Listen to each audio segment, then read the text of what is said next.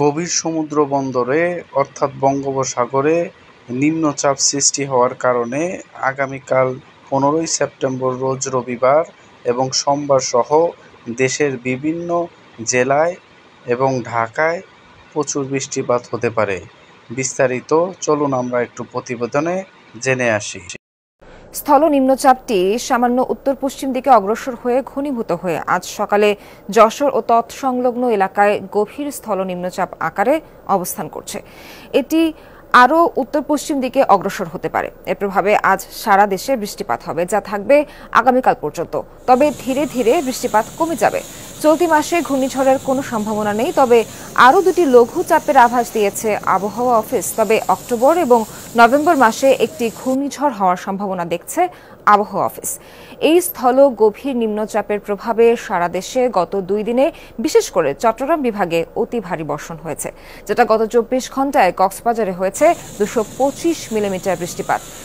এর আগের দিন হয়েছে 378 মিলিমিটার। দেশের প্রতিটি সমুদ্র বন্দরকে 3 নম্বর আর নদী বন্দরকে 2 নম্বর সতর্ক সংকেত দেখে যেতে বলেছে, যেটা আগামীকাল পর্যন্ত বলবৎ থাকবে। আজকেও সারা দেশে অনেক জায়গায় আপনার ভারী বর্ষণ হবে, অনেক জায়গায় ঝিরঝির বৃষ্টি হবে, সারাদিনই বৃষ্টির ভিতরে থাকবে, যেহেতু একটা দেশের ভিতরে স্থল নিম্নচাপ আছে। তবে এই স্থল নিম্নচাপটা আপনার গ্র্যাজুয়ালি এটা আপনার উত্তর পশ্চিম দিক সরে যাচ্ছে, অর্থাৎ হচ্ছে আজকে সন্ধ্যা লাগাত বা তারপরে এটা ওয়েস্ট বেঙ্গল দিক চলে যাবে।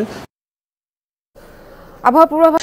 আপনি বলছিলেন যে মাছ ধরার নৌকা, ট্রলার সবাই এবং অন্যান্য যে জাহাজ, সেই জাহাজগুলোকে নিরাপদ দূরত্বে থাকতে বলা হয়েছে এবং সেটি আসলে আগামীকাল পর্যন্ত এটি বহাল থাকবে।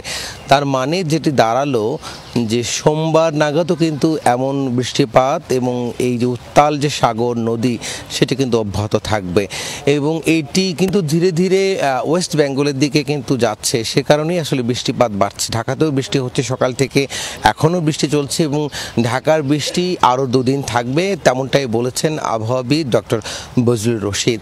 এবং তিনি এই কথাটিও বলেছেন যে যখন একটি স্থল নিম্নচাপ যখন দেশের উপর আঘাত হানে বা দেশ অতিক্রম করে, তখন তার প্রভাবে কিন্তু সব জায়গাতেই বৃষ্টিপাত হয়। আজকে যে বৃষ্টিটি হচ্ছে, এই বৃষ্টি কিন্তু শুধু কক্সবাজার বা চট্টগ্রাম বিভাগে তা নয়, সারা দেশে বৃষ্টিপাত হচ্ছে এবং পটুয়াখালী, বরিশাল, অন্যান্য যে এলাকা সব জায়গায় কিন্তু উনি ধরে ধরে বলেছেন যে কী পরিমাণ বৃষ্টিপাত রেকর্ড তারা করেছেন।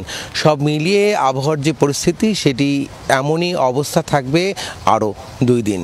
এছাড়া পায়রা সমুদ্র বন্দর ও মোংলা সমুদ্র বন্দরকে 1 নম্বর বিপদ সঙ্গে দেখানো হয়েছে। আবহাওয়া সম্পর্কে এরকম গুরুত্বপূর্ণ তথ্য পেতে আমাদের স্মার্ট ইনফরমেশন চ্যানেলের সাথে সংযুক্ত থাকবেন।